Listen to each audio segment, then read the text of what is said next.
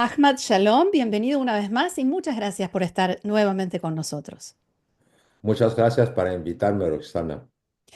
Y mi primera pregunta tiene que ver ya con el pasado, en realidad, como es el gobierno de Bashar al-Assad en Siria, que fue pasado.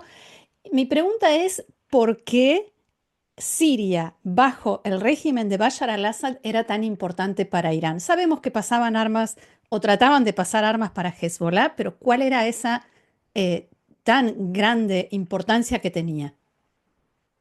Entre los países que hacen parte de la eje de resistencia de la República Islámica, que es su principal instrumento de política regional, la Siria era el único país, el único gobierno, porque los demás grupos son Hezbollah, que no es gobierno, aunque participa el gobierno a la vida política del Líbano, era Yad Islámica y Hamas en Gaza, los yemenitas de Houthi, los Ashton Shabi, iraquí, pero el único gobierno era Siria. Eso es importante.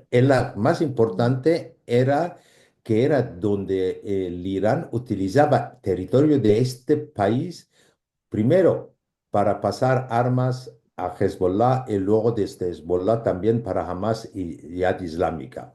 Pasaban por ahí porque llegaban vía tierra pasando por Irak a Siria y luego seguían por Líbano o enviaban por avión al aeropuerto de Latvia o de Damasco y luego de ahí seguían hacia el Líbano vía tierra.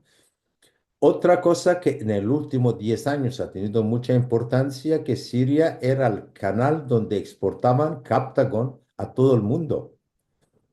Hezbollah se financia con Captagon, La parte. droga. La droga, sí, es una droga sintética. Estaba metido en ese asunto Maher, el hermano de Assad, porque salían además de Porto Latvia. En Italia, en Grecia, fueron secuestrados hace unos años unas cantidades enormes. En Italia, el más grande cantidad de droga nunca secuestrado en vida de este país provenía de ahí. Primero intentaron decir que eran los del integristas islámicos que mandaban, pero los integristas islámicos no podían utilizar la puerto de Latvia, que era en mano a Bashar Assad y a su hermano, sobre todo, que era el comandante de la cuarta división de Fuerzas Armadas sirias. También ese asunto y este es una parte también de financiación de Fuerzas del Quds de Pastarán, De la el Guardia brazo Revolucionaria. exterior, sí, sí, eh, el brazo exterior de la Guardia de la Revolución. Por tanto, era muy importante.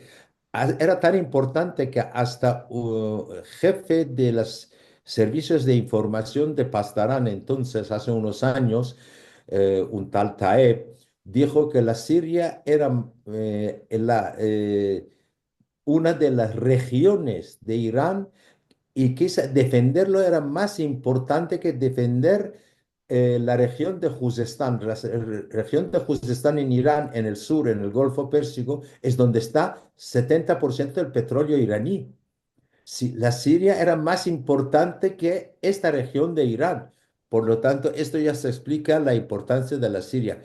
Perdiendo la Siria, prácticamente la República Islámica ha perdido después de Hamas, de Jihad Islámica y por la reducción de fuerzas de Hezbollah, prácticamente ya eje de la resistencia no existe, de hecho. Ujú.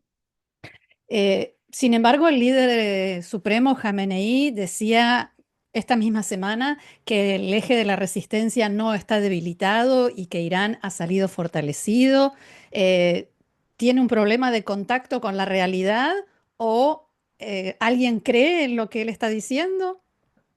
No, yo creo que no tiene, no puede decir otra cosa. Ha dicho que el ataque contra Bashar Assad era una cosa, una colaboración entre Estados Unidos, Israel y Israel, por supuesto. un país tercero no ha querido nombrar Turquía, pero es un país tercero y que sí, que el eje de resistencia es viva, seguirá, ha dicho que nos atacan más, fortalecen ese eje de resistencia. Hombre, ¿qué quiere decir? ¿Que hemos perdido todo? Hombre, no lo puede decir. No. Por lo tanto, tiene que justificar, decir que no es, pero yo tengo informaciones de interior que entre los jefazos de guardias de la revolución, sobre todo contra el comandante de fuerzas del GOTS, el brazo exterior, que lo que manejaba esa resistencia, ahí han llegado hasta las manos, pegándose en una reunión. Y Ismail Ghani, comandante de la fuerza del GOTS, ya no se ve desde hace unos días por ningún lado, ha desaparecido. Ah, porque se hablaba de que lo iban a renunciar o a despedir, pero ahora no se sabe su paradero. No se conoce su paradero, no estaba, por ejemplo, en el discurso que ha hecho Jamney Mm, miércoles. mm. Normalmente los jefes de las guardias de la revolución están ahí, sentados a su lado, más o menos, o en primera fila, pero no estaba. Tenía que recibir una medalla militar, FAT, y no hay fotos ni nada. Y luego se dice que para no enseñar cuál de los comandantes de los guardias de revolución estaba en el discurso de Jamney, ese discurso no fue televisado directamente, sino luego eh, indirecto, puesto en varios sitios o enviado por la televisión iraní. Por lo tanto, esto también es sorprendente porque todos los discursos de Jamney se transmiten directamente en vivo Mm. y esta vez no fue en Au- vivo. Ahora, más allá de las culpas que se echan entre ellos, los hombres de la Guardia Revolucionaria, el líder supremo, estas peleas, ¿quién realmente tiene la culpa? ¿Y alguien podía haber hecho algo? ¿Alguien se podía haber dado cuenta de lo que estaba pasando en Siria? Porque fue muy rápido. Ay, mire, yo creo que ellos sí que sabían, eh, pero el República Islámica no estaba contento con los últimos actos de Bashar al-Assad, que Mm. había contactado países árabes moderados, que estaba tratando con Unión Europea para que abren sus embajadas en Damasco, que quería alejarse de Irán, acercarse al occidente y a países Volver árabes a la moderados, Liga sobre todo Árabe. los países. Sí, volver a la Liga Árabe, viajó a Arabia Saudí, viajó a Emiratos Árabes Unidos. Emiratos Árabes Unidos le habían prometido que si se alejaba de la República Islámica, sí que podían hablar con los americanos, hacer los trámites para que no renoven las sanciones contra la Siria. Sabes que las sanciones contra la Siria, que es la ley de César, Ujú, caduca 20 de diciembre, ujú. caducaba y estaban intentando los Emiratos a convencer a Estados Unidos que si la Siria se alejaba de Irán, no renovar estas sanciones. Todo eso no estaban contentos. Por lo tanto, una hipótesis es que ellos sabían lo que Tahrir al-Sham, junto con el apoyo de la Turquía, estaba preparando, pero han dicho, bueno, dejamos que eh, estos avanzan hacia Alepo y todo eso, luego nosotros ahí sí que decimos a Assad, mira que sin nuestras ayudas no puedes resistir, pero ha sido tan rápido, tan bien organizado esta acción, que una vez que han cogido Alepo no han podido hacer nada más. Es que le he pasado de la mano, es que pensaban que puede ser una acción controlable por parte y no ha sido así. Es que Ujú. la gente ya no aguantaba a Assad, ni siquiera se ve, toda la gente que colaboraba con Assad dejó las armas, se escapó, los militares y los políticos pasaron por otro mano, empezaron a contactar a los islamistas de Tahrir al-Sham. Ujú. ¿Qué va a hacer ahora Irán? ¿Qué te parece que va a hacer ahora el régimen para recuperar lo que perdió, aunque no reconozca que lo perdió? Mira, Irán tenía, República Islámica, tenía tres armas. Eje de resistencia, grupos proxy, Ujú. que, bueno, perdió primero Hamas y Ad Islámica en Gaza, luego Hezbollah en ese momento ha subido daños enormes después de la guerra con Israel. Y los yemenitas también están atacados continuamente por israelíes que ha bombardeado el puerto de Hadida, por los americanos, por británicos. Entre los iraquíes del Ashto-Shabi hay grandes diferencias, no están de acuerdo sobre nada, aparte de robar el dinero del petróleo iraquí, sobre todo el resto están divididos. Esto era una de las armas. La segunda arma eran los misiles. Irán había trabajado mucho sobre sistemas misilísticos. Han demostrado en dos ataques contra Israel que un país que tenga un sistema de defensa occidental puede resistir. Estos misiles no pueden hacer grandes daños, muy pequeños, muy limitados.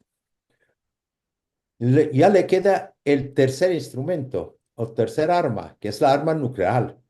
Y según la relación de tu compaisano Rafael Grossi en la Agencia Internacional de Energía Atómica, Irán está produciendo a todo ritmo uranio enriquecido 60%, quiere decir a un paso, pequeño paso de confeccionar una bomba. Antes decía que Irán tenía uranio al 60% por entre 3 y 5 bombas. Ahora se dice por lo que ha enriquecido en los últimos meses puede llegar hasta 9 bombas, confeccionar 9 bombas. Porque me explicaba un experto de nucleares que enriquecer hasta 60% es un proceso muy largo. De 60 a 90 es muy corta. E Irán la tecnología para confeccionar bombas la ha recibido hace muchos años, la ha desarrollado, ha recibido por Corea del Norte, lo ha desarrollado y tiene, porque Rusia tampoco está contento que Irán llegue a tener bomba nuclear. Lo único país contento es en este momento, aparte la República Islámica y los Ayatolá, es la Corea del Norte. Ujú. Entonces, ¿crees que Por lo para tanto, compensar todo lo que perdió va a optar por desarrollar más el programa nuclear? esto puede ser. Es muy probable y hay alto. Mira, hasta ahora los iraníes decían que hay una fatwa, un orden religioso de Khamenei que no se puede utilizar armas de destrucción de masa. Ujú, Esto era el punto de vista oficial. Ahora llevamos un par de meses donde varios dicen, como también el ministro de Asuntos Exteriores, Abbas Araghchi, que se puede revisar esta política, que se puede cambiar si los ataques contra la República Islámica siguen. Y hay otros que más abiertamente dicen, hay que ir por la bomba. Y esto es nuevo. Demuestra que hay un cambio en la política iraní sobre este asunto, política oficial, porque de hecho siempre el programa nuclear iraniano mira a llegar a la bomba desde el principio, porque si no, no tiene sentido por cuánto le gastaron y todo. Por eso pueden acelerar ese proceso. pero ahora, en medio de toda esta situación, hay un factor nuevo que es Donald Trump. ¿Cómo se para Irán frente a Donald Trump? Mira, en este hay dos re- dos puntos de vista al interior del régimen. Uno que hay que romper completamente, que lo llaman el proceso de coreanización, ir por el Coreanización. camino de Corea del Norte, y otro que hay que vender unas falsidades y para convencer a Trump de negociar, porque están convencidos que Trump puede atacar. ¿Cómo puede negociar? Porque ha negociado también con Corea del Norte y Ujú, todo eso. Hay una división sobre ese tema y muchos, sobre todo ala un poco más reformista o más realista, como lo era el antiguo ministro de Exterior Zarif, que firmó el acuerdo nuclear y todo eso, que piensan que con Trump se puede tratar mucho más fácilmente que con Joe Biden o los demócratas en la Casa Blanca, porque Trump es un hombre de negocios, sabe tratar y se puede tratar.